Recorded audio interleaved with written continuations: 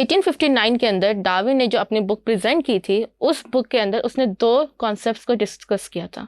उन कॉन्सेप्ट्स के अंदर जो है वो हम लोग, पहला कॉन्सेप्ट था डिसेंट विद मॉडिफिकेशन, जो कि लमार्क थ्योरी की तरह जो था वो एडेप्टेशन के प्रोसेस को एक्सप्लेन करा था। सेकंड प्रोसेस जो है वो सेकंड उसने जो डेवलप किया था थ्योरी, वो थी theory of natural selection and adaptation. पहले बात करते हैं डिसेंट विद मॉडिफिकेशन की। डिसेंट विद मॉडिफिकेशन में अकॉर्डिंग टू डार्विन हर ऑर्गेनिज्म दूसरे ऑर्गेनिज्म के साथ क्लोजली रिलेटेड है और सारे ऑर्गेनिज्म एक कॉमन एंसेस्टर को शेयर करते हैं, जो कि उस टाइम पे जो था वो यूनिसेलुलर ऑर्गेनिज्म था। अब यहाँ पे आपको नजर आ रहा होगा कि लमार्क ने इसी चीज को बात की थी, लेकिन लमार्क ने लैडर यूज की थी। अब एक डायग्राम या एक सिंबॉलिक रिप्रेजेंटेशन ने जो था वो काफी ज्यादा डिफरेंस क्रिएट कर दिया। अगर आप लमार्क को देखो तो लमार्क की जो लैडर होती है, लैडर की हर सीढ़ी पे एक ही ऑर्गेनिज्म जो है वो खड़ा हो सकता है। तो लमार्क के अकॉर्डिंग एक नया ऑर्गेनिज्म जो है वो सिर्फ एक ही ऑर्गेनिज्म जो था वो क्रिएट करा था। जबकि डार्विन ने एक दरख्त का जिक्र किया। जैसे दरख्त का एक trunk several thousand branches create करा होता है, तो इसी तरह उसने कहा कि जो एवोल्यूशन का प्रोसेस हुआ था उसने एक ऑर्गेनिज्म को इवॉल्व करवा के सेवरल थाउजेंड स्पीशीज या सेवरल थाउजेंड वैरायटीज क्रिएट की। तो अगर आप यहाँ पे देखें तो उसके अंदर जो ये ब्रांचेस है, इस ब्रांच का जो ये रीजन होता है, इसको हम लोग कहते हैं फॉर्क। ये फॉर्क इस environmental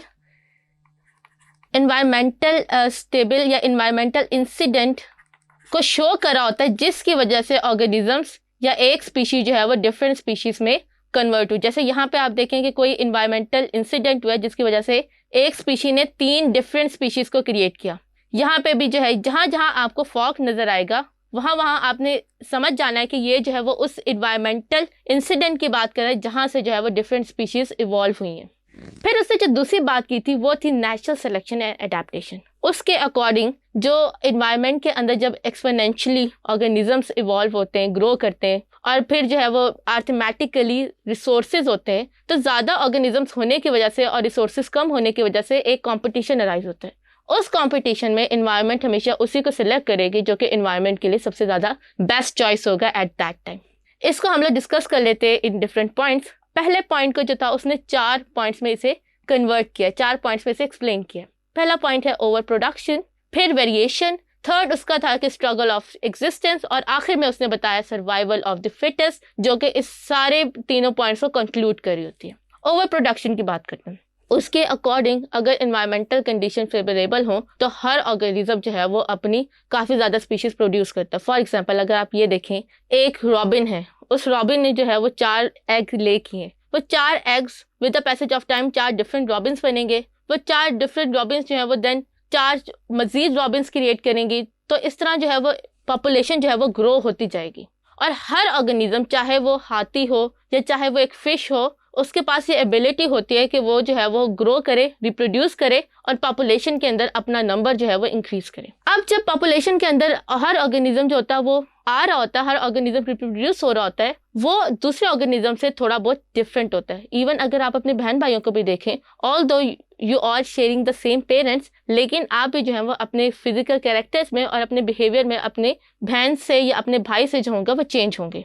so that's what he save in the variation, कि हर पॉपुलेशन के अंदर हर ऑर्गेनिज्म, हर इंडिविजुअल डिफरेंट कैरेक्टर्स और डिफरेंट वेरिएशंस को शो कर रहा होता है। अब इन वेरिएशंस का क्या फ़ायदा होता है? इन वेरिएशंस का फ़ायदा उस टाइम नज़र आएगा जहाँ पे कंपटीशन होगा, यानी हर ऑर्गेनिज्म ने, हर फैमिली ने जो है वो काफ़ी ज़्यादा रिप्रोड्यूस किया और रिप्रोडक्शन की वजह से एक इन्वायरमेंट के अंदर जो है वो पॉपुलेशन बहुत ज़्यादा हो गई है। अब इन्वायरमेंट का साइज़ जो है वो या उसके रिसोर्सेज कम हो गए और पॉपुलेशन ज़्यादा हो गई, तो चीज़ कम हो और खाने वाले ज़्यादा हों तो वहाँ पे कंपटीशन आता है, और कंपटीशन में सक्सेसफुल वही होगा जो कि उस कंपटीशन को विन कर लेगा, उस कंपटीशन में सर्वाइव कर लेगा। जैसे अब आप यहाँ पे देखें तो यहाँ पे जो है वो फ्रॉग्स जो हैं वो डिफरेंट टाइप्स के।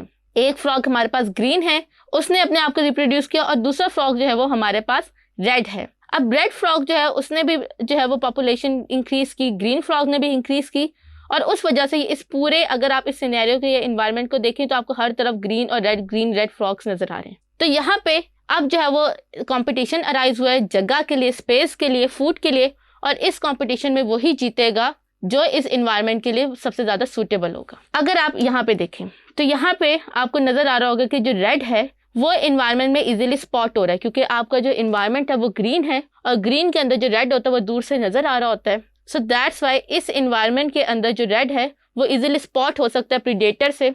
सो दैट्स वाई जो रेड फ्रॉग है उसको खाने वाले या उसके ऊपर जो अटैक करने वाले वो ज़्यादा होंगे।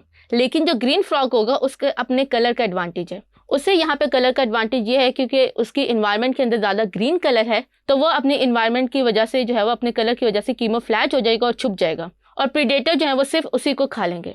सो इससे क्या होगा, नेचुरल सिलेक्शन के अंदर जो है वो रेड फ्रॉग्स जो है उनको जो है वो कोई फ़ायदा नहीं है, और ग्रीन फ्रॉग को जो है वो फ़ायदा है। ग्रीन फ्रॉग सर्वाइव करें, जब वो कोई ग्रीन फ्रॉग सर्वाइव करे तो वो रिप्रोड्यूस करे और उनकी पॉपुलेशन पर कोई फ़र्क नहीं आ रहा, जबकि उसके ऑपोजिट जो रेड फ्रॉग्स हैं उनका नंबर जो है वो डे बाय डे डिक्रीज होगा, और एक टाइम ऐसा आएगा कि इन्वायरमेंट में सिर्फ ग्रीन फ्रॉग रह जाएंगे, रेड फ्रॉग इन्वायरमेंट से ख़त्म हो जाएंगे। अब हम लोगों ने पिछले टॉपिक के अंदर लमार्क के जिराफी की जो लॉन्ग नेक थी उसको लमार्क के पॉइंट ऑफ व्यू से एक्सप्लेन किया था। यहाँ मैं आपके साथ जो है वो डिस्कस करती हूँ जिराफ की long neck in according to the Darwin these 4 points.